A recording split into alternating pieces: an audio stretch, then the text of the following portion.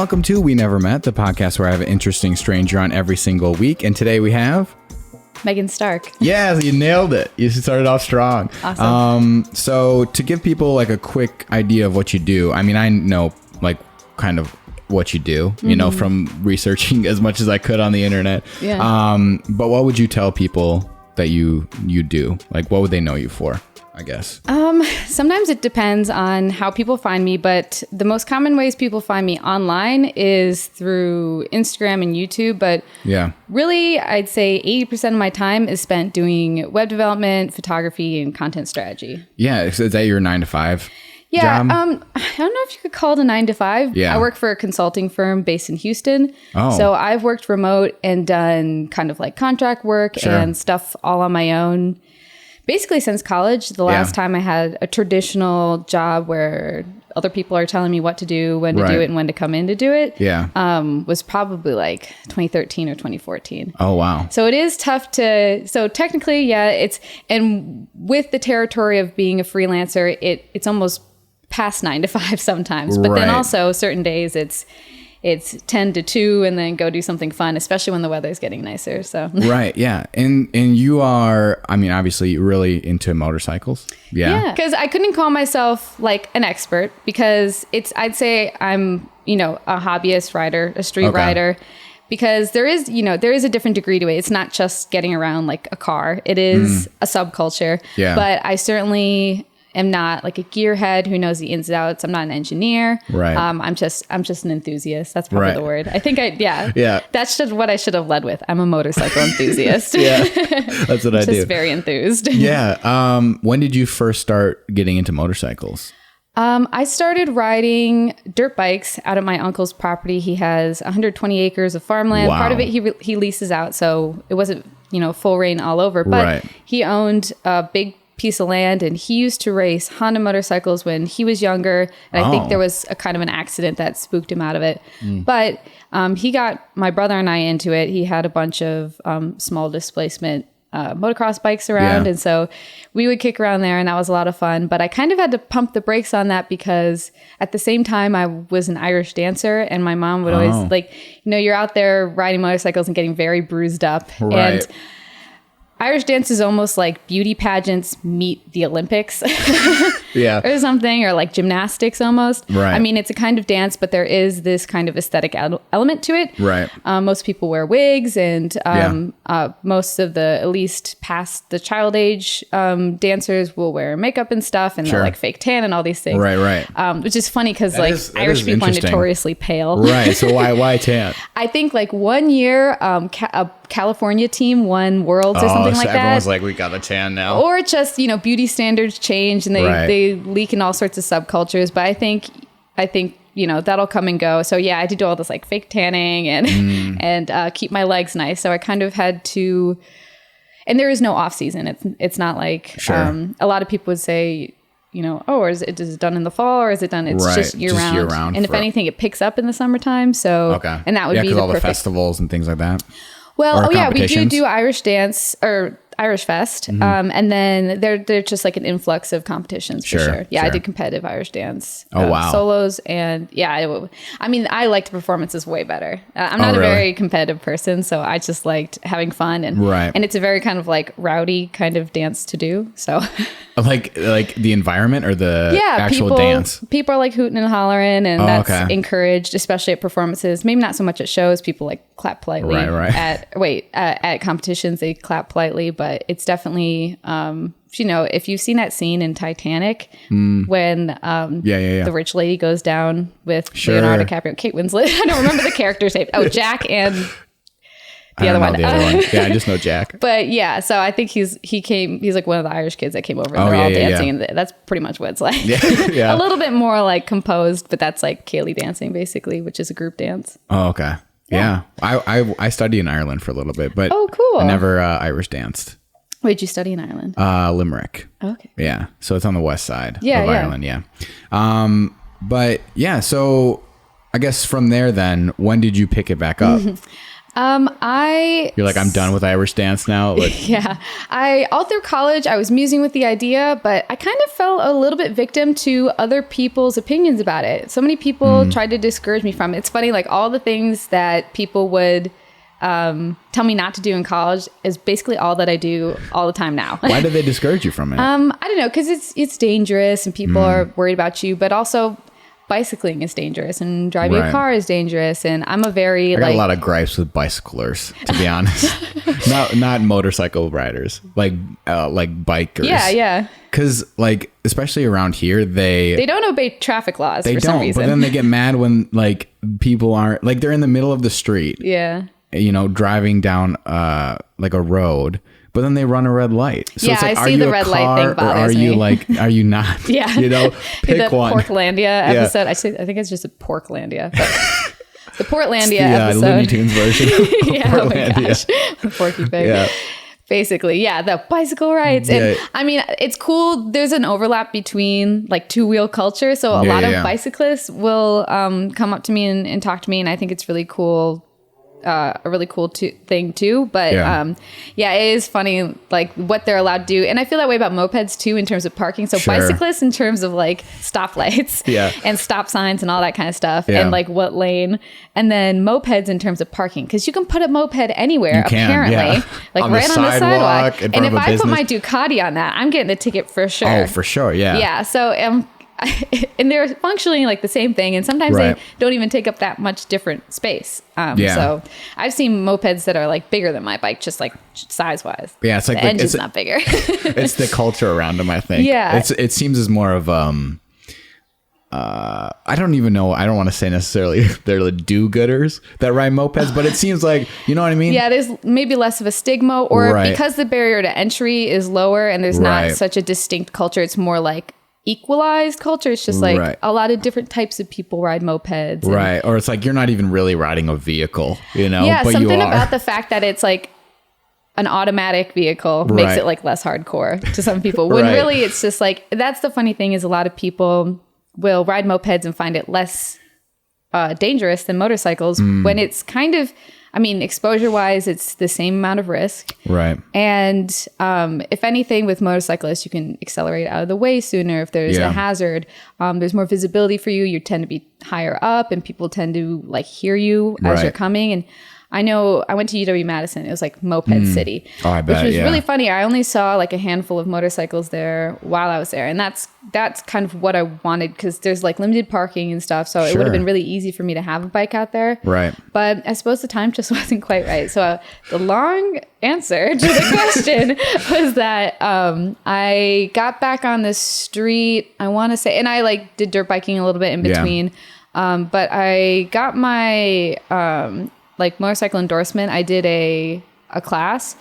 So that was nice, because the biggest leap from, you know, dirt biking to the street is obviously like traffic. Oh yeah. And so it was great to, in simulate environments, be able to just like that rhythm of signaling and like downshifting and all this stuff. So it was good to get over that anxiety. And I think I did that in 2016. So this is my fourth season, and I've owned 2 bikes, but I've ridden, you know, a lot of different kinds of bikes. Yeah, because that was the motorcycle. Like, I would love to have a motorcycle and ride around. The thing that always intimidated me was like, is it really hard to learn how to ride it? No, it's really not. The hardest thing is, I'd say maybe there's extra skills, like small space turning is a little bit difficult. There's one thing that they have. They're heavy. They're massive. Yeah, right? Well, it all kind of depends, because I was just realizing this the other day. I've been mostly riding my Ducati for a little while now, and it's got different kind of handlebars. And I forgot about the fact that makes certain kinds of handling more difficult than others. And so sometimes you think you just like get into your habits, and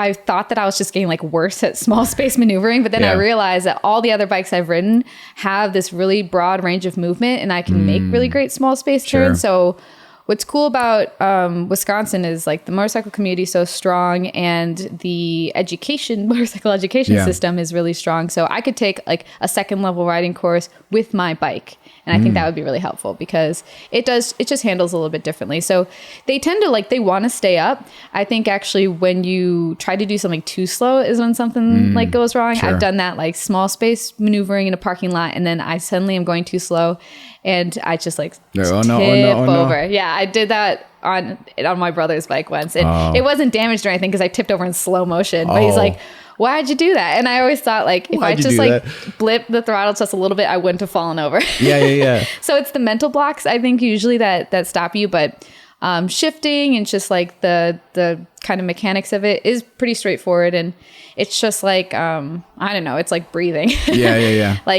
You can have better breathing technique, but you can also do it without thinking about it. So. Right.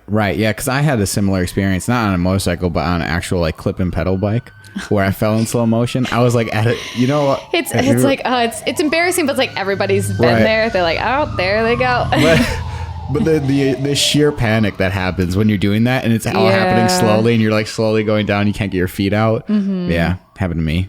Oh, so you were clipped in, so you couldn't put. That's funny. Yeah. They're like, oh, you'll get the hang of it, because I used to speed skate, and we used to do cool. Ride road bikes, off season training, land training, and so I was at a stop sign. And I'm I really hope this light turns really quickly because I'm already stopped. And I was just getting used to him. Yeah. And then just slowly fell down. But you create content around motorcycles too. Yeah. So my day job, so to speak, because it's a day, night, weekend, I'm going to be doing work for it tonight, is it's consulting. I tend to do mostly design and front end development and things like that for websites. Sure. But I do a lot of consulting on content that companies make.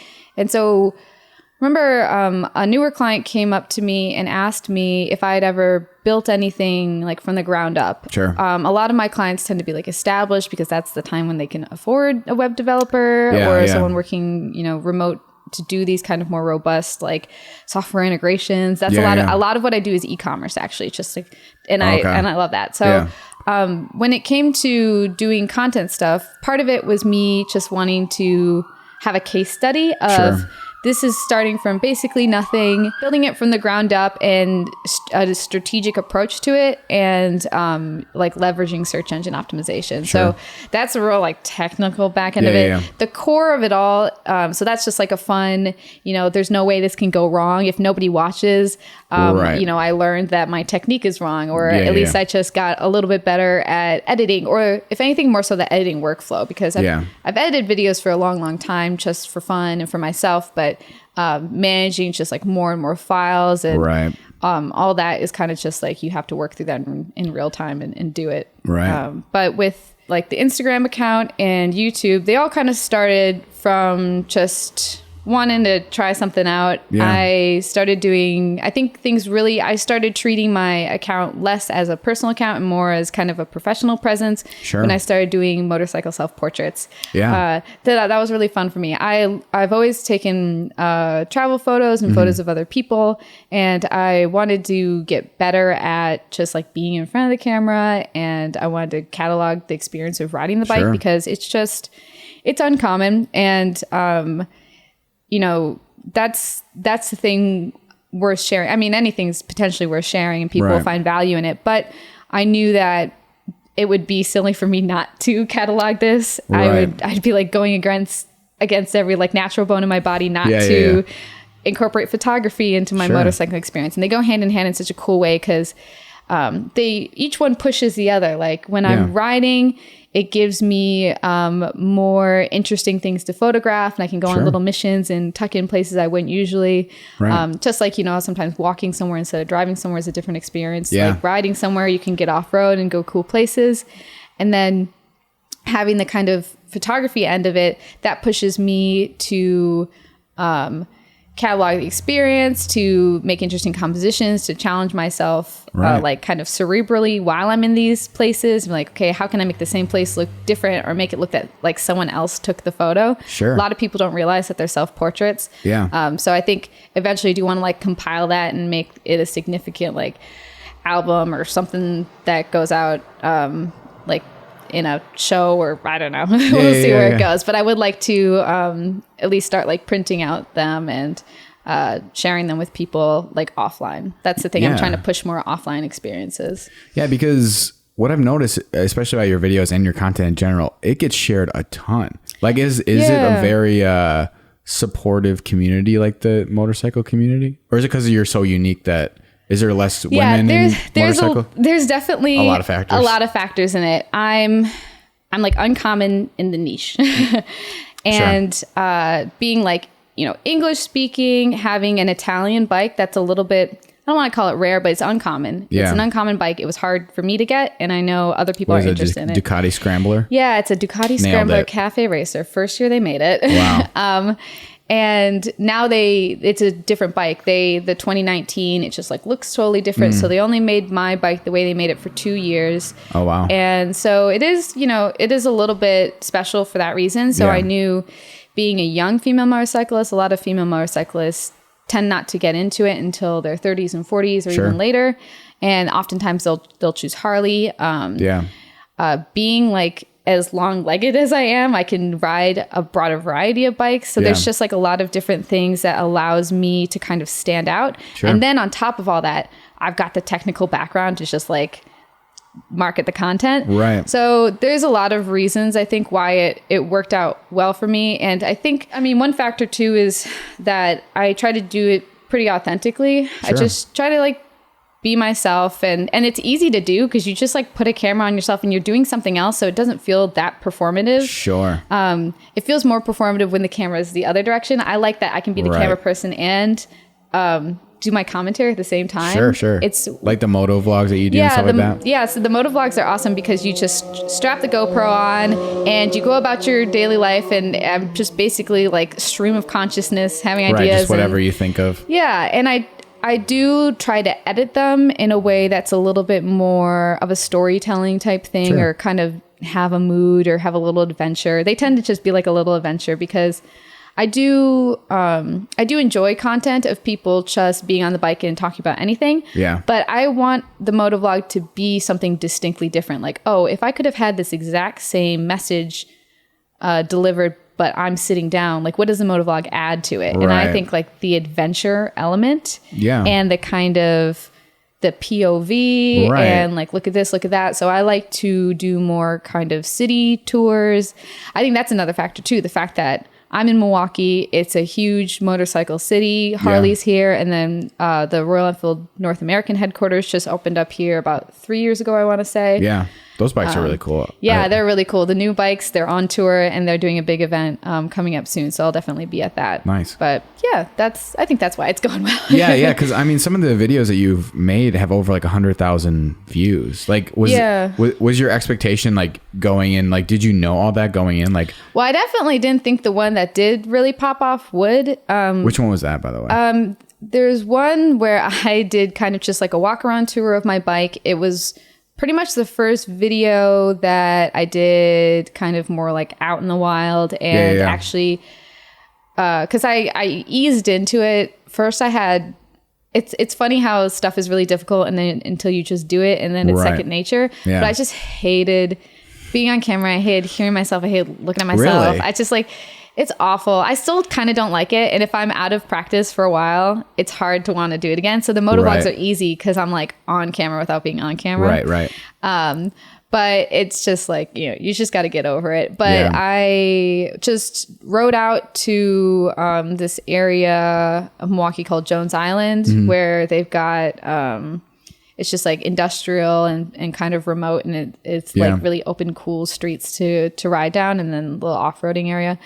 Well, just gravel. And so I just like walked around my bike and showed the modifications I've made because I found no information online on how to do it. And I mean, I didn't even do a proper tutorial of it. I just showed and talked about the extra pieces you would need. So I was both like delivering valuable information to the people who have this bike and want to swap out these like number panels. Yeah. And that's like the first thing people want to do with this bike because everyone runs around with the same number. Everyone comes with the number 54, and there's a, you know, historical significance to that with Ducati and racing bikes in like the 60s and 70s. But it does look kind of silly when every single cafe racer has the same number. So a lot of people wanted to swap that out. So I did that, and I just showed it. And I just did the video on my phone. I didn't have a GoPro yet. And that just ended up really, really taking off. I did distribute it a couple places. There's like Scrambler forums, and there's different little places all over the internet where people are looking for this information. And I think that's the big takeaway is the fact that you want to, for me, the main things, it's like it either has to be entertaining, informative, or funny. Like, and that can fall into entertainment. But if I'm like missing any of those elements, like if it just feels completely pointless, if it just feels like, I know, kind of like an art project and nobody connects with it, or it's an art project type thing, but it's just too specific. Sure. I like things to be informative, and that's honestly the stuff that gets seen the most. Right. Kind of been doing well, not lately, but I want to stick to a pattern of a little bit, one for you, one for me type scenario where I'm doing more tutorial and how-to kind of stuff paired with just kind of more fun lifestyle stuff, because people are looking for the tutorial stuff. I think that's where a lot of people fail with content marketing and content making in general, is they kind of see it as it is a tool of self-expression, but they don't realize that if they do genuinely want to grow it in a real way, it has to be searchable. And a lot of people, they don't write up their descriptions. They try to make these kind of like enticing titles that don't really mean anything. Yeah. And once you have a following, a weird, obscure title would be interesting to people. But when you're just kind of pitching yourself, no one's going to look for that. No one's going to look for it. And no one's going to look for like, what does Meghan Stark think about this? It's got to be me unveiling this new thing, or me test riding these bikes for the first time, like my experience on this kind of bike, or my experience, comparing things. And it goes back to authenticity too, Yeah, absolutely. And that's another thing to try, like, toe the line of, I think it's helpful that I come from a place of not being too technical when it comes to bikes. I'm technical with other things. Right. But with the whole kind of like engineering aspect of bikes and honing in on like performance elements,